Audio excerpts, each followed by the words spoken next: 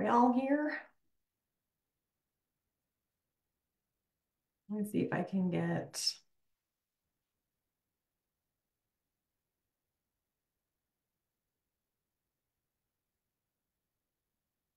Hang on, my computer is updating something. But if you're here to talk about time beliefs, then we get to be excited. So put in the chat if you're here. Therese is here. So good. Okay, I was able to get this here.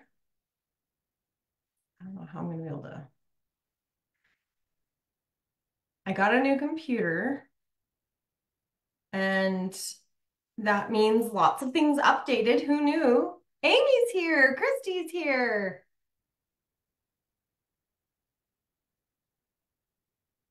Um, I'm super excited that you guys are all here. This is really, really fun. Like I said, I like to see if I can see myself and see my notes and see the Facebook chat. You can tell, I can tell that I got a new computer because my image is so much more clear on my end. Maybe it's always been clear for you guys. I don't know, but when I got a new computer, Zoom and all the things. If you guys haven't updated your computers or devices, it's kind of fun. Okay, so we're talking about time release today. Oh, Latia's here too. So good, you guys. I love it. I'm Robin Whitworth. I'm the facilitator, creator of the Elevated Mother Experience program and the Solve Your Own Mastermind, and soon to be part of the facilitation of the Elevated Coaching business. So anyone here that is entrepreneurial, someone that's looking at mentoring other people, someone that's looking at, I want to build something online, something virtual, where I'm going to be able to coach someone through something, whether that's bread making, whether that's parenting, whether that's life coaching, money coaching, like whatever it is that you're going to facilitate the learning and experience of someone else, this coaching, elevated coaching business, and you maybe even started and you're not sure how to do it, or the business mindset pieces that come with being a mom and a business owner, this will be very beneficial for you. And we are looking for 10 women of such values, trajectory, whatever, to go through and be our first beta testers. This means you will be getting a significant price difference than what it will be when it is retail. Therese, it launches February 5th. We want everyone in, registered, their investment made by January 30th so that we know exactly how much to roll out of stuff. We've got a couple members from my business team helping facilitate. It's going to be amazing. You'll see Christy Garcia in there. She's amazing. That's how she knows the launch date. So if you're interested in doing this, send me a message, or a member of our team. You can put it in the tab. Where did that even come from? You can put it in the chat. Put it in the chat that you're like, I'm interested. I want to know details on this. Ask specific questions too. We aim to have everyone succeed. That's why if you've even asked me about the Elevated Mother experience or something, I'm like, let's get on a call, because I really believe that there are so many resources out here that if my program can't help you, I believe I could direct you to a book or someone else that could better serve you. We don't invite everyone into our program all the time. It's like, if this isn't really going to serve you, we don't invite you in. But if I'm like, oh, I'm confident, I know this, I know what you're saying, I am positive you'll succeed, then we invite you into the program. So we want to talk to you, ask your questions. So Amy, Therese, get in Messenger. You can talk to Missy, you can talk to me, you can talk to Christy, you can talk to, trying to think of, that's probably the best people you want to talk to, but put them in here and Latia, and we will be able to ask you some specific questions. It'll be things like, what are you striving for specifically in business? What are you striving for specifically, monetarily? Who are you trying to serve? What's your idea? So flesh those kinds of things out. It would make our call be amazing, but we'll be asking that because if we don't feel like what we're offering is for you, like if you come to me and you're like, oh, I'm going to build a business where I'm going to build a car wash system down the street from me. I can't help you build a car wash system. I know nothing about that. I could probably help you in the elevated mother experience with how to balance life while you build something on the, on the fringe. But if it's business specific, again, that's off tangent, off topic, but I wanted to do it because you'll be hearing about it all month. You'll be hearing about it all month. So that's what's going on this time in our history of things that we're offering. So it's really, really exciting. People have been asking me for business mentorship for a while, but it's now become something that my intuition is letting us know it's time. It's time for this. So I'm excited. My team's excited. Really good stuff. So in the same vein of coaching along someone when they're like, I want to create a business and I would like to change just my life, my lifestyle, my quality of life, what I'm experiencing in life. Time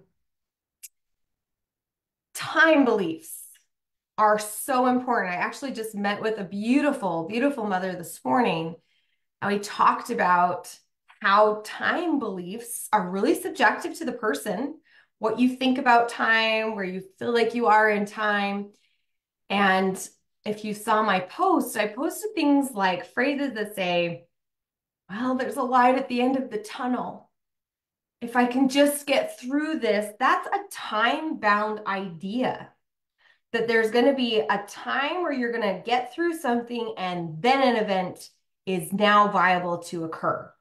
And what's unfortunate in my belief system is that they don't allow those feelings that they have predetermined can only happen once they're out of the tunnel. That might be happiness, success, enough money, feeling confident.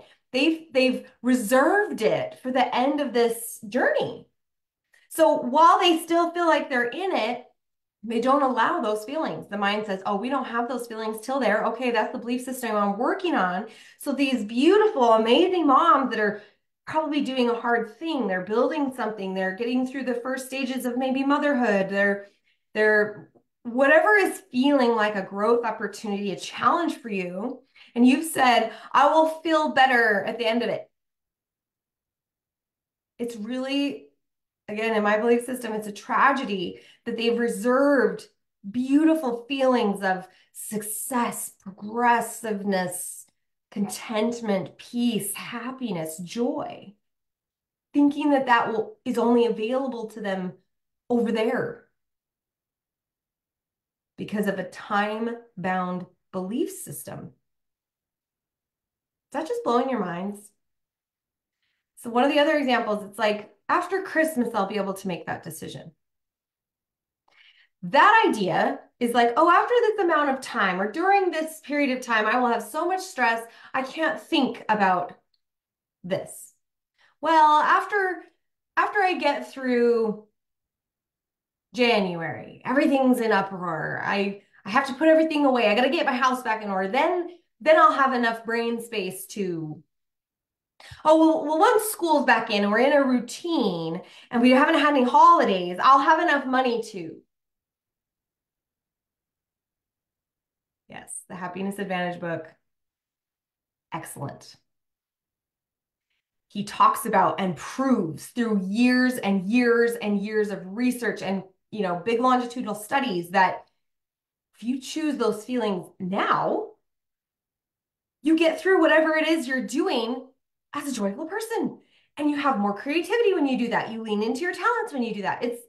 It's the Happiness Advantage, quite literally. Go read the book. It's awesome. Totally awesome.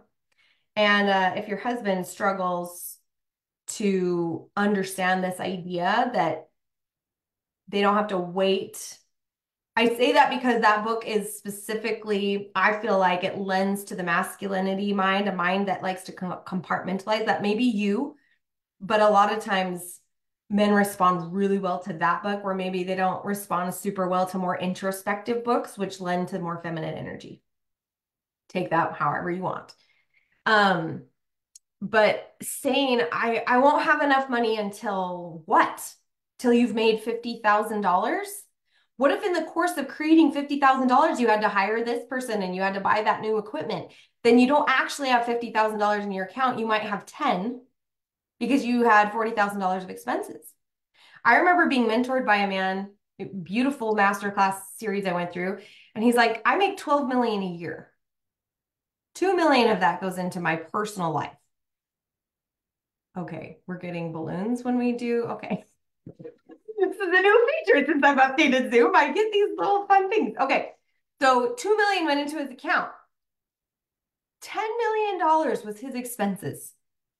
That was him paying for software, paying for speakers, paying for his big events that he did. Like, and I was like, wow. I would love to get to a place where I'm spending $10 million on other people. I would love that. I would love to have all these people I'm paying salaries. I would love that kind of movement, right? And, but it hit me too that he was saying only $2 million of the 12 went to his personal life, things that he was able to then choose and experience because of a different financial set point. And so some people have put off feelings, trips, experiences saying, well, when I've done that, then it'll be viable for us to do that. And they haven't really thought about, oh, so when you make 12 million, you'll finally take your family to Hawaii. You know what I mean? It's like, why don't you go to Hawaii and have the most amazing vacation of your life? You'll probably have insights and wisdom and happiness that affects your creativity to where you'll create that 12 million 2 times faster because you went to Hawaii and had fun. You did that thing that's on your heart. Now, that doesn't mean we're irresponsible with our finances and we're just like going everywhere and doing all the things and we have not earned and had that energetic exchange for our money, right? But it's like, why don't we take the trip to Hawaii when we can, when we're physically able? We can create a system where we save $1,000 a month or whatever. And by December, we've got $12,000 to go on whatever vacation we want.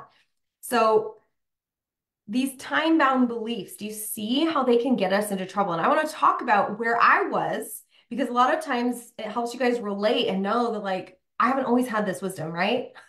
You guys know that I'm human. I'm afraid to like make hand gestures. They're gonna do something. I know that this one gives me fireworks. I learned that. That's fun. But where I was so time bound that I was like, I don't know when the right time is. I believed in timing. I'm like, oh, I have to lean into timing. When's the right time? When I first started feeling literal call from the spirit, from God, to lean into some of my talents, like, let's go here. I put off taking action on it, thinking, well, I've got 4 little kids. This must not be the right time. I don't know why I'm getting that revelation.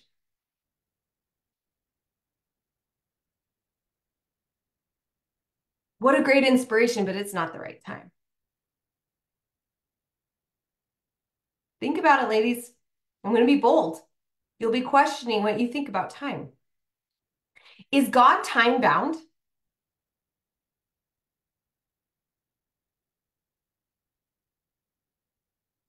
Is God time bound? Like, do you really believe that the all-powerful God of our soul and spirit is worried about what time it is? He sends me inspiration all the time, and it's around 4 a.m. human time. Why does he do that? Why does the source be able to flow into my mind between 4 and 5 a.m.? I really don't think God is looking at a clock and being like, yep, it's time to send that message to Robin. I think the message was there a long time. It's when my brain receives it, when my physiology receives it. Okay. I've opened up my belief system to saying that receiving messages at 4 a.m. is just fine. So I do. Interesting, right?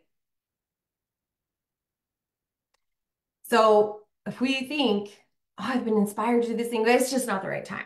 According to who? Because when I kept saying, and I'll get to your question, Therese, remind me at the end if we haven't, but according to who is going to be a really, really powerful question for you guys to release time beliefs. And if anyone else has come on the call while we're talking, please say hello in the chat so I know who's here. According to who? Who said this isn't the right time to do something? When I believed that there was a bigger source out there determining my timeline, it was actually very restricting. I went through about 10 years where I didn't act. Hey, Sierra, where I didn't act on stuff. Hey, Katie. Hey, Cherie. Thank you, guys. I didn't act on stuff because my human was feeling tired. My experience was telling me, my culture was telling me this was not the right time. So I didn't do a lot of things for many years when I was having babies, when I had kids. I'm like, it's just not the right time. I have to wait for the right time. I was full of beliefs of, if I start a business now, my kids will get less of me. According to who? If I go full bore on this goal, my husband will feel stressed. It's not the right time. According to who? God? Think about it. Lean into what you understand.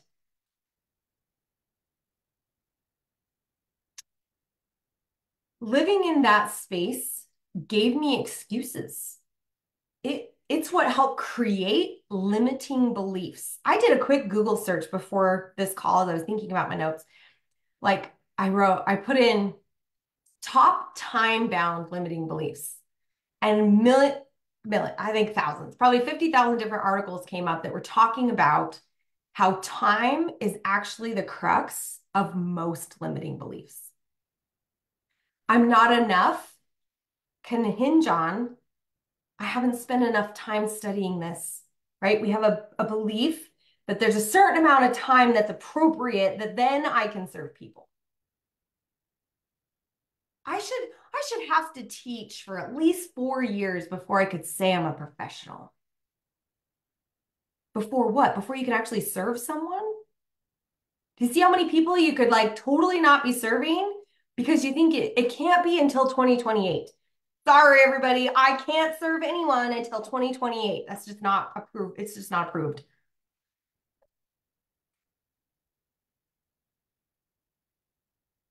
Sorry, my youngest child has to be 5 before I can serve the world. Is there something magical that will happen to your child when they're 5? All of a sudden, they will be able to trust you intimately, so much so that they'll know that when you're at work, you're present in their life still.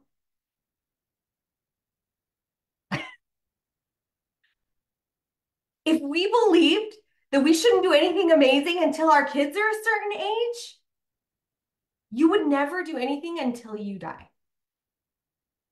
I love that movie, Amy. You're killing me, Smell. Like, we would never do anything.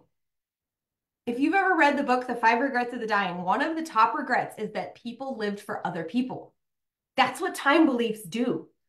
We're thinking about other people's experience and trying to show up the best we can for their experience, which is according to their own choices. How could you ever succeed doing that?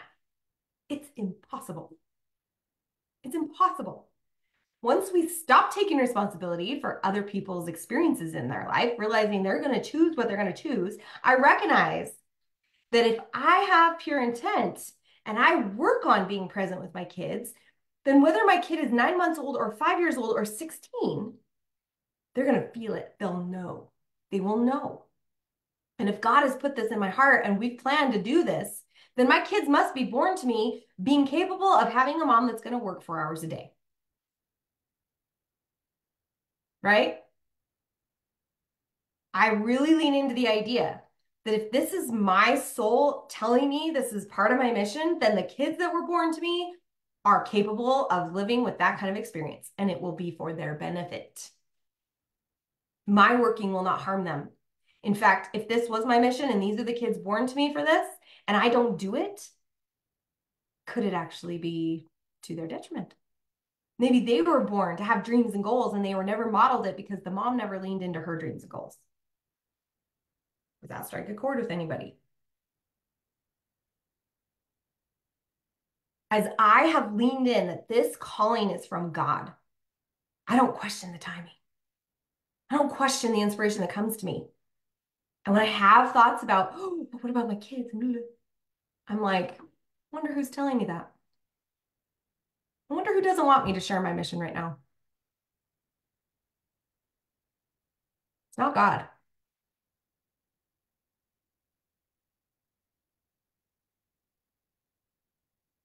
That's exactly right, Christy. We think we use time as this crutch. And I learned looking back, once I started taking full responsibility for every experience, it was like I was reborn. And go read those scriptures where God talks about becoming a new creature through the gospel of Christ, being reborn. Yes, in some religions, they've decided to symbolize this rebirth through a baptismal experience where you go underwater like you're dying and then you come up a new person when you've decided you've been saved by what Christ did, right? We see that in many religions. Not everyone does that. But the idea of being reborn felt real to me in 2018. And I've been converted to Christ for a long time, but like I really felt like I was reborn. I feel like before 2018 is almost like a block of time that like I was half zombie or something, just kind of like living.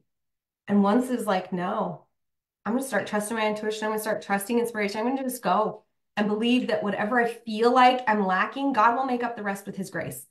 That belief has just shifted everything. Yes, Katie, yes. Beautiful. Um, so in the end, I'm like, these time-bound beliefs, what did it cost me? It cost me feeling peace and contentment and happiness and joy. That is possible. Jesus talks about that. He says, my peace I leave with you. We can have it all the time. My yoke is easy. We can feel like things are easy all the time, right? But we make it hard. So great question. If you feel like life is so hard, you say, why am I making this hard? What beliefs are at play here that says this should be hard? Thereby, I'm leaning into this idea that it's hard. What if it was easy? What if it was fine? I also, because I lived in time-bound scarcity, I was like, everything has to happen like this. So we'd go on a trip and I'd be like, we have to, so let's talk about a trip we had, I don't know, years ago, 2012 or so. And we got to this beautiful, fun place. It was so fun. And I was like, we are an hour late. We took too long taking the bathroom break on this freeway. And now we're showing up at 5 instead of 4, and it's too close to dinner. So we can't go in and enjoy that thing.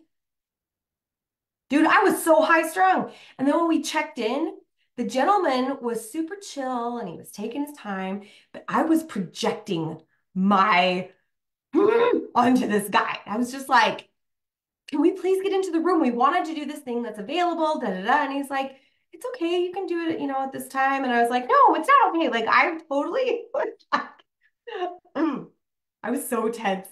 And those kinds of things would happen to me, it seemed kind of often that I would kind of make a fool of myself being so tense about a thing to then where I would hope I would never see that person again because intuitively I kind of knew I was off kilter, but I just, because I was so in a time-bound scarcity space of mind.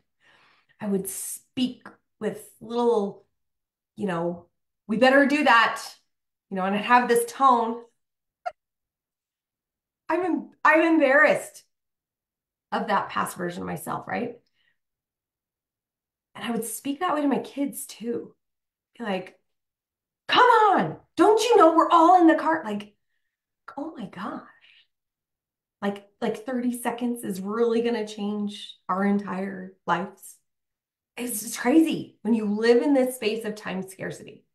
So I would make a fool of myself. I would become embarrassed with different people, only to find out that same guy was probably the guy that was going to let us into this activity I wanted to do. So I had to face him again and again and again in a different, but I had already shown him that I was a tense, time-bound person. You know?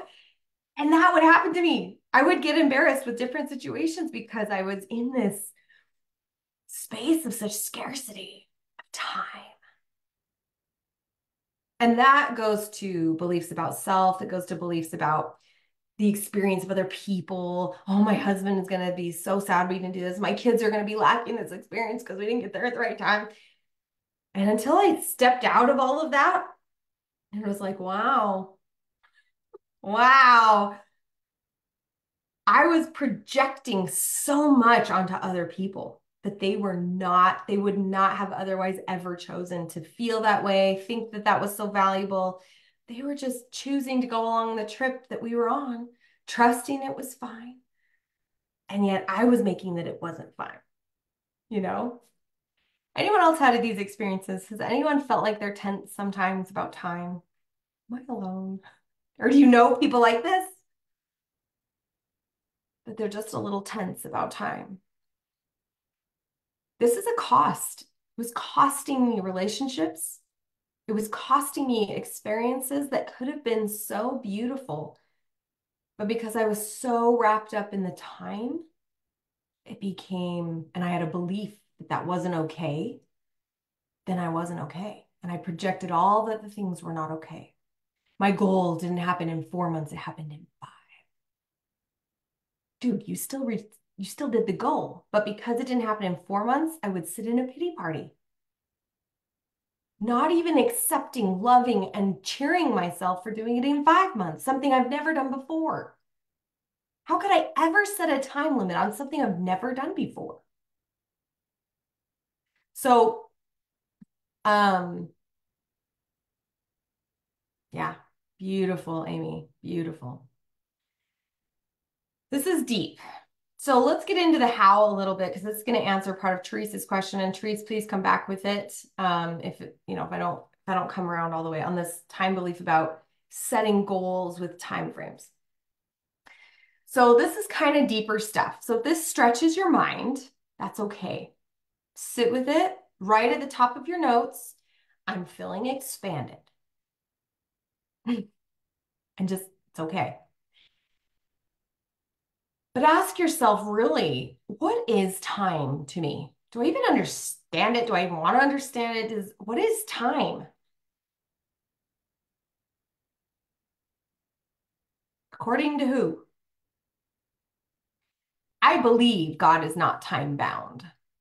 There is not a timetable for him. And the scriptures lend to a lot of symbolism of a circle, letting us realize that everything is it's endless. It's this human experience where our bodies age and over time mountains shift with wind and rain and water and earth plate movement that tell us something can change. But is time actually a thing that is passing, can be used up, you can run out?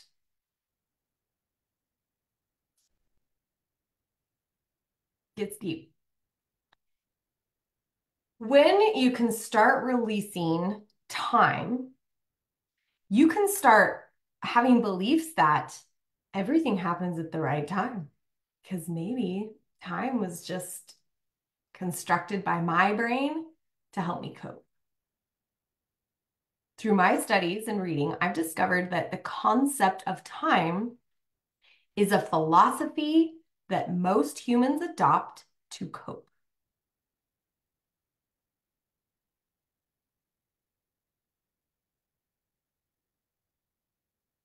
Interesting, right? That time is just a philosophy. We were taught by our mothers. There was a time to eat and a time to go to sleep. We were taught by maybe a school system. There's a time for lunch and there's a time for play and there's a time for being serious. We learn from culture. There's a time when all of a sudden you're responsible. There's a time when all of a sudden you should be capable of trigonometry. There's a time when all of a sudden you should be capable of holding a full-time job. Oh, there's a specific time when all of a sudden, magically, you can operate a 800-pound metal vehicle through a busy town of other metal vehicles and have perfect thought and awareness and safety of all these people's lives going 65 miles an hour. Just magically happens when you've been on this earth for 16 years. Do you hear how funny, how ridiculous this idea can be when we put it in context? I will never forget when my daughter came up to me when she was 4, and she's like, "Oh, I just can't wait until I'm 5." And we'd been doing little preschool books. She'd been in preschool for a couple of years. She's getting ready to go to kindergarten, right? And I was like, "You can't wait till you're 5. What happens when you're 5?" She's like, "It's like magic, Mom. Because as soon as you turn 5, you're ready for school." And I was like, she's been ready for school. She loves school. She would love that. I knew she would love that from the time she was about 3.5. And she's like, it's like all of a sudden you're ready for school and all of a sudden you can read. And I was like, oh, this is about 3 years ago. It really spurred on in me a little self-study on where I was seeing time permissions. What if we didn't have those? What if they can read when they're 2? What if they're ready for organized situations with other humans when they're 3? What if some kids, the way their brain is functioning, the package they came in from God, what if they're not open for reading until they're 8? What does society do with those people? They did not conform to our magical timelines. What if your teenager isn't ready to drive? Maybe they never want to. I have a sister-in-law that did not choose to drive until she was 28. Do we pass judgment on those people? Right? Who's feeling this? Who's having their brain go? Realize how much this is step 1 in the 2 skills I'm teaching you today. Step 1 is to become aware. You cannot release time-bound beliefs until you're aware you have them. You cannot change what you do not know, right? So become aware. Every time you feel like you can't do something, shouldn't do something, it won't happen, ask, does this have anything to do with time? Anytime you feel anxious, you feel late, you feel rushed, you feel pressure, you feel exhaustion and burnout, those only happen when people have time beliefs.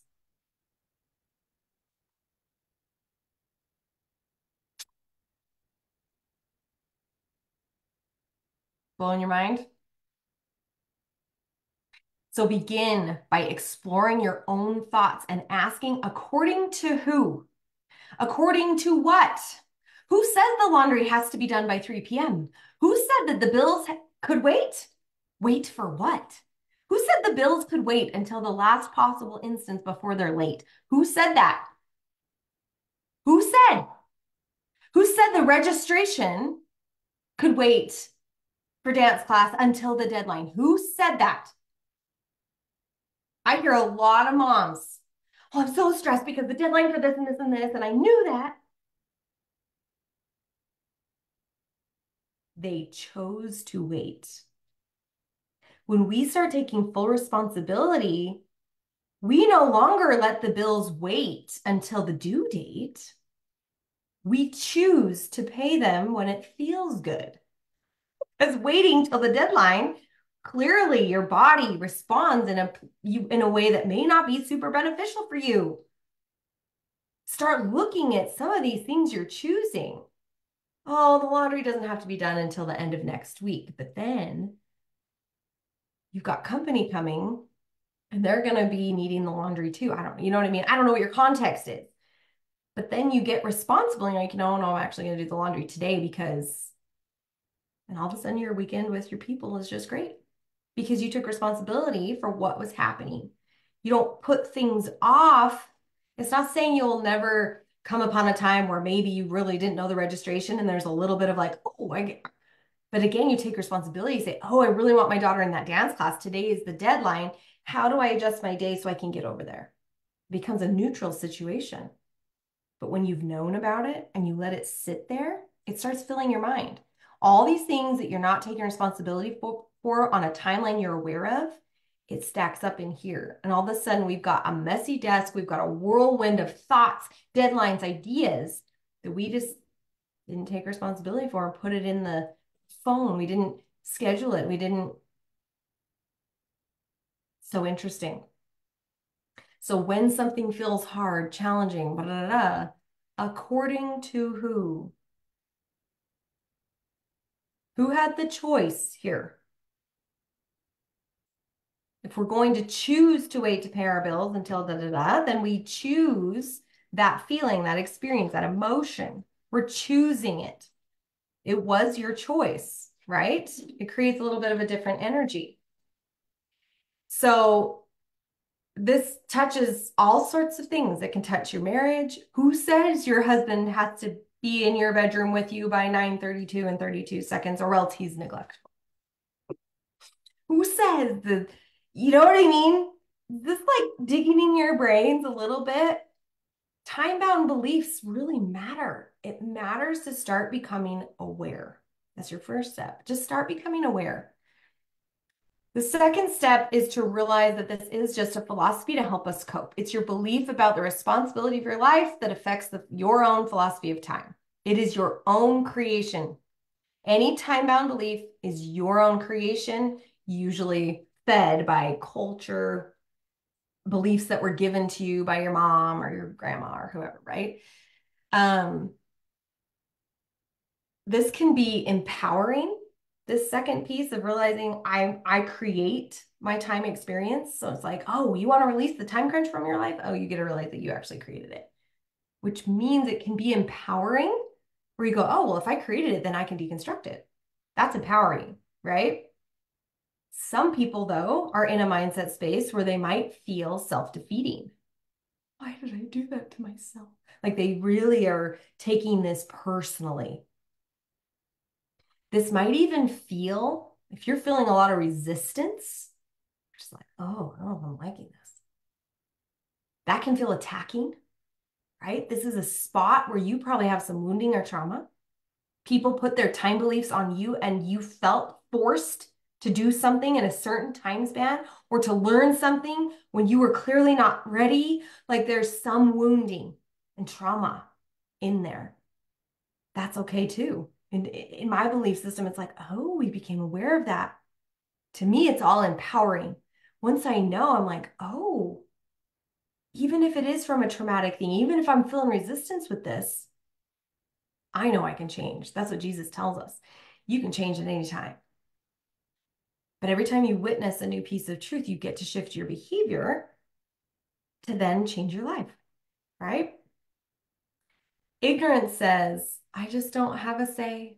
I just can't choose. Sometimes we want to live in ignorance.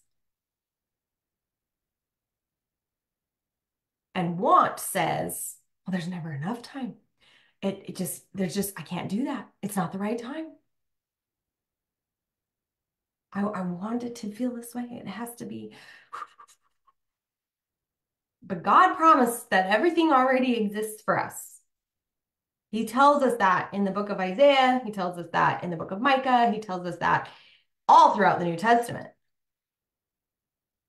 Take no thought for your need, like there isn't any. Everything's here. It's your choice. You are enough. There is enough, even with your philosophy of time. I recently took a cruise with my kids. Yes, Ashley, beautiful. I made choices with my time. Yes, beautiful. I recently took a cruise with my kids and we flew to Miami and it was late. We got in at like midnight. And the next morning we were going to go out to lunch kind of in between Miami and Fort Lauderdale on the coast of Florida. And our cruise took off from Fort Lauderdale. And we were to board the cruise sometime between 1:30 and 2. And that was the window they gave us because there's lots of people. They don't want everyone showing up. And anyway, I was like, okay, we'll wake up in the morning in Miami. We'll have a lazy breakfast. We'll be able to sleep in. That'll have been a long day for us. And then we'll take a car up to this lunch spot and we'll have lunch. And then we'll be able to go board the boat and we'll be fed. It'll be so great, right? I had constructed this whole thing. We're really good at that, by the way, as moms. And we wake up and it was just beautiful. We slept in, we got breakfast, laid in our beds a little longer, we checked out, and we start making our way to the lunch spot. And about 20 minutes into the 35-minute drive, or however long it was, I can't remember, something like that. And I was taking an Uber. We didn't rent a car, we were just gonna Uber, because anyway, we had an Uber. And because we're a family of 7, there's no Ubers that will take 7 people. So we always had to do 2 Ubers. We just decided to do boys and girls. So my husband would take the boys in one Uber and I would take the girls in another Uber. And I'm in my Uber and I've got the 3 girls in the back. And I realize I'm just kind of like sitting there as moms do, kind of going through like, yeah, we packed everything up and I'm like, we had gotten out all of our dresses because on the cruise, there's like this, a dinner where you dress up. I had gotten out all of our dresses and hung them up in the armoire in the room. And I knew we had not gotten them.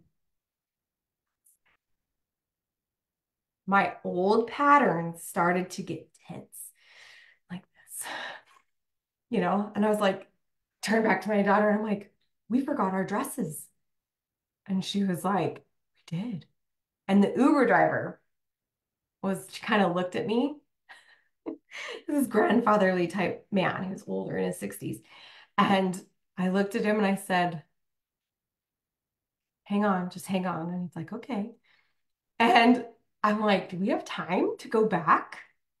Do we have time to go all the way back to Miami and then come back up? Like, I started getting my rig and I was like, Robin, I chose that there would be enough time. It's like, there's going to be enough time. There's going to be enough time. When I just calmed myself down, I looked at him, I said, can we go back and get him? He goes, sure. And he found the next exit, turned around and got us back to our hotel. I got in the hotel and all housekeeping was on this lunch break party they were having. Apparently it was their Christmas party.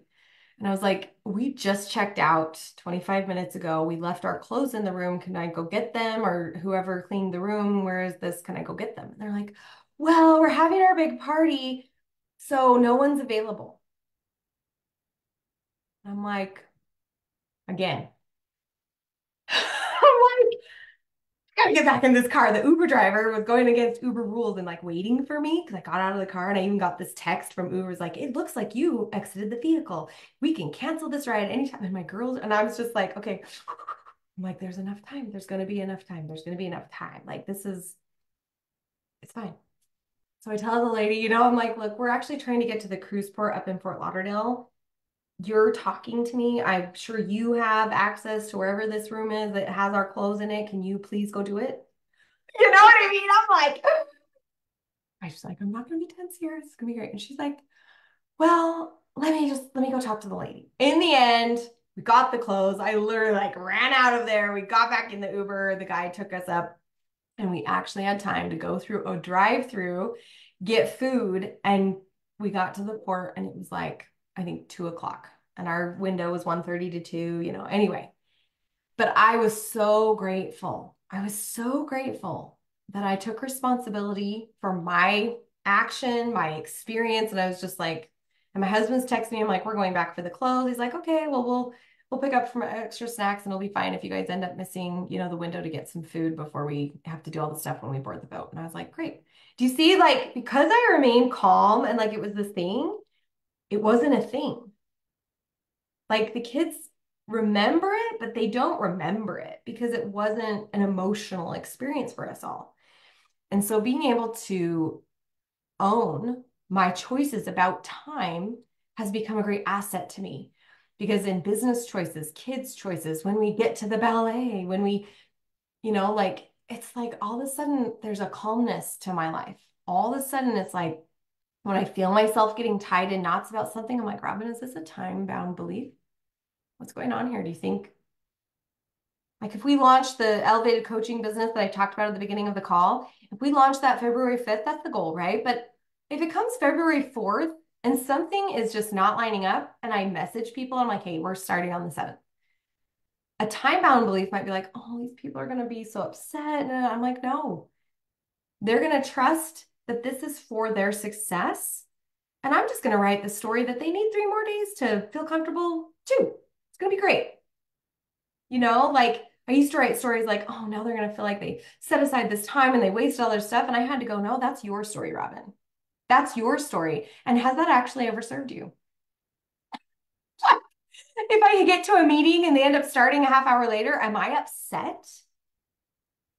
Or do I believe that they started the meeting 30 minutes later for my benefit? Can I just enjoy that I have 30 minutes instead of being upset? It totally shifts what kind of frequency you live on.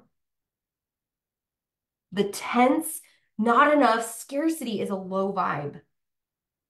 But the abundance of time, the abundance that things are happening for my good, it's a different frequency, different inspirations, different ideas, different capacity can be yours when you release time-bound beliefs and start taking these steps towards responsibility about what's actually happening. Because time is just a philosophy. If you don't make it there at 2 o'clock, is a invisible piranha going to all of a sudden remove the flesh from your body? Like, where does the intenseness come from when we have these time-bound beliefs? It's interesting, right? A lot of it is we're taking responsibility for other people's experience. We just haven't done it. We weren't trained up that how I feel about time is actually my choice.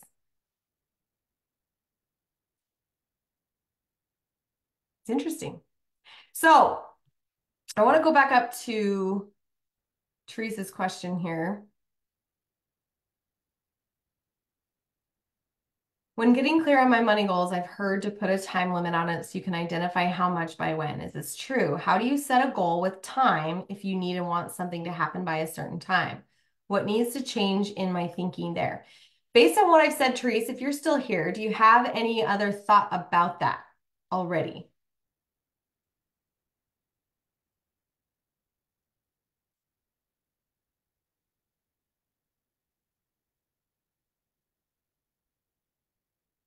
Maybe is she still on? Maybe she's not still on. Let's see if I can find my, oh, there's my, I lost my window trying to look over the things. Maybe Teresa isn't on anymore. But she says, I've heard to put a time limit so that you can identify how much and by when. Okay, so I do that as well. I'll say we would love to be moving $80,000 a month in this first quarter. That's a time-bound goal, right?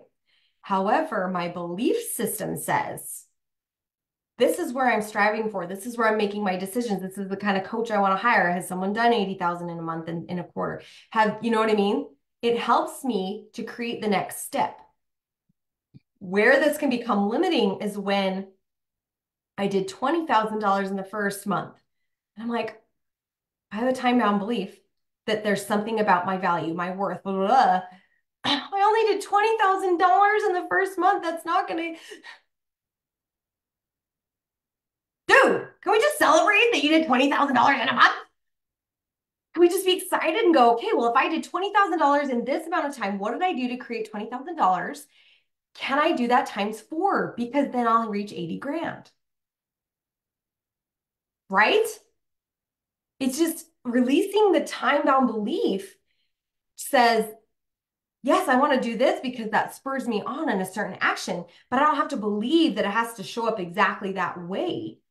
Whatever unfolds, hitting the $20,000 in 4 weeks gives me great data for how to hit 80,000 in 4 weeks. It's awesome. It's completely awesome because I'm not so wrapped up in the time bound that I'm a failure then.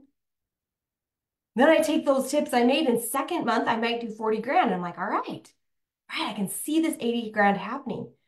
But if I'd said, oh, we want to make 80,000 in a month by next year, do you think I would have the same ideas, thoughts? Do you see how we use it as an empowering thing, but it's no longer a limiting thing? We set those things to just like, okay, I'd really love this. I think I'm capable of it. Let's see what we can do. Get the data, start making it happen. But if I earn 80,000 a month in month 4, who cares? $80,000 a month, right? Like, so yes, I think it's wise to give yourself time frames because we're humans and we do live in this world. But celebrate it along the way and use your goals as a measurement tool. Don't use your goal as a pass-fail experience. Yes, Latia, you're on it. Our goals are, I think we talked about this in EMX, right? Did we talk about this in EMX? I know we did in Solid Ground Mastermind, but your goals get to be a measurement tool. What did I learn? What happened well? What can I duplicate? What do I need help with? What do I outsource? What was really like, I wouldn't love that. So it becomes this measuring stick where we go, oh, I was really good at that thing. I'm going to do that again. But it doesn't, you're not a pass fail if it didn't happen in 3 weeks. That's where people fall into a place of victim, low vibe, like it's crazy. Oh, she says yes. So how do you set a goal with time if you need something to happen? Okay, so when you believe you have a need, oh, this has to happen at this time. Oh, it has to happen. Really sit back and say, according to who? According to who? Because if you're like, well, I have to get my taxes done by April 15th, I have to. According to who? Well, the US government. No, no, no. You are choosing to be a law-abiding citizen. You're choosing to get your taxes done by April 15th because there's lots of people that aren't choosing that. They have to get extensions. Like, you know what I mean? If you feel stressed about it, it usually goes back to a value that you hold. And we learn a lot about that in the beginning of EMX. In Elevated Mother Experience, your first few worksheets is helping you see where you're feeling these stressful things and what value is actually attached. Because we're all awesome. We already have all that we need. It's just we have these belief systems. And today we're talking about the one about time. So when you say, what needs to change in my thinking? I'm like, you have great thinking, Therese. Incredible thinking. It's just, can I shift from a scarcity of value and my own value to it's okay. Whatever happens, I'm going to celebrate, move forward, use it as a measuring tool. So that's beautiful. Beautiful class. Lots we've covered, lots of stuff. I would love for you guys to even report back in this group things you've noticed were a time stress for you. What changed for you there? So come back, report. I hope this was really helpful. It's going to allow you to have more peace. It'll allow you to have more money. It'll allow you to have more fun because the way that you think isn't going to be so tense and low vibe. That's when we compulsively buy and we do all sorts of stuff that it's just not helpful. So awesome, awesome. And again, we're opening the Elevated Coaching Business Mentorship Program February 5th. If you want to join us, let us know. Elevated Mother Experience is open for enrollment for the new year with the way that we're doing it. It's so exciting. If you're like, I would love mentorship in this. I want to go through this. I want to learn the skills of this stuff we were talking about, then come into Elevated Mother Experience. It'll be amazing for you. All right. Have an awesome day, friends.